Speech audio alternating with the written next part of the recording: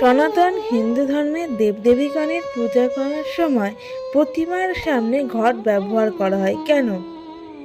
আপনারা সকলেই জানেন যে ভগবতী দুর্গা মহাদেবীর পূজা থেকে আরম্ভ করে লক্ষ্মী পূজা, সরস্বতী পূজা, মনসা পূজা সহ প্রায় সকল দেবদেবীগণের পূজা করার সময় কাঙ্ক্ষিত দেবতার প্রতিমাটি থাকুক আর নাই বা থাকুক, পূজার মন্দিরে ঘটটি কিন্তু থাকছেই।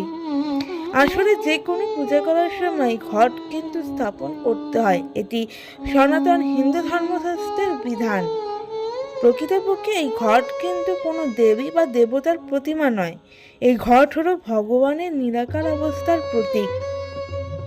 সনাতন হিন্দু ধর্মাবলম্বী নরনারীগণেরা তাদের মনোগত অভীষ্ট সিদ্ধি লাভ করার নিমিত্তে দেবদেবীগণের পূজার সময় যেমন শ্রী ভগবানের সাকার মূর্তিকে পূজা করেন, তেমনি আবার তারা শ্রী ভগবানের নিরাকার স্বরূপকেও পূজা করে থাকেন।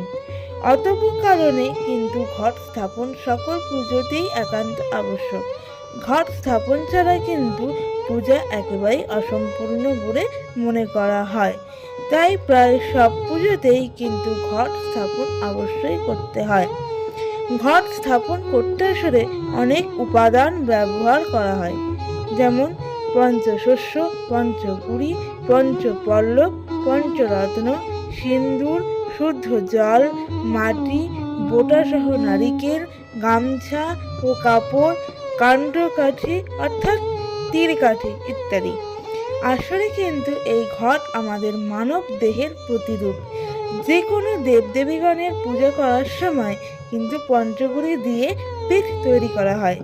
আসলে কিন্তু পঞ্চগুড়ি হলো পঞ্চমহাভূতের প্রতীক, অর্থাৎ ক্ষিতি, অপ, তেজ, মরুত এবং বোম এই পঞ্চমহাভূতের প্রতীক। এই পঞ্চমহাভূতের উপরেই মৃত্তিকা দিয়ে পিঠ তৈরি করতে হয়। এই মৃত্তিকা নিমিত্ত বেদির উপর আবার পঞ্চশস্য দেওয়া হয়। এই পঞ্চশস্য আমাদের পঞ্চবৃত্তির প্রতীক, অর্থাৎ কাম, ক্রোধ, লোভ, মোহ ও মাৎসর্যের প্রতীক। এর ওপরই ঘটটিকে স্থাপন করা হয়। প্রারম্ভেই বলেছি, ঘট আমাদের দেহের প্রতীক। আধ্যাত্মিক ভাষায় আমাদের এই মানব দেহটিকে কিন্তু দেহঘটও বলা হয়ে থাকে। ঘটের ভেতরে পঞ্চরত্ন দেওয়া হয়। তার একমাত্র কারণ হলো এই পঞ্চরত্ন আসলে আমাদের মানব দেহের পঞ্চ ইন্দ্রিয়ের প্রতীক, যা আমাদের চক্ষু, কর্ণ, নাসিকা, ত্বক ও জিহ্বার প্রতীক। অতঃপর ঘটের মধ্যে জল ঢেলে পূর্ণ করা হয়, আর এই জল হলো মানব দেহের রস বা রক্ত। অতঃপর ঘটের উপর পঞ্চপল্লব দেওয়া হয়। এই পঞ্চপল্লব হলো পঞ্চবায়ু, অর্থাৎ পান, অপান, উদ্যান, সমান ও ব্যানের প্রতীক। এর উপরে বোটাসহ ডাব অথবা নারিকেল দেওয়া হয়। নারিকেলে কিন্তু মানুষের মুখের মতো দুটো চোখ, মুখ, নাক দেখতে পাওয়া যায়। অতঃ কারণে কিন্তু নারিকেল অর্থাৎ বিশ্বামিত্র ফল আমাদের মুখমণ্ডলের প্রতিরূপ হিসেবে বিবেচিত হয়েছে।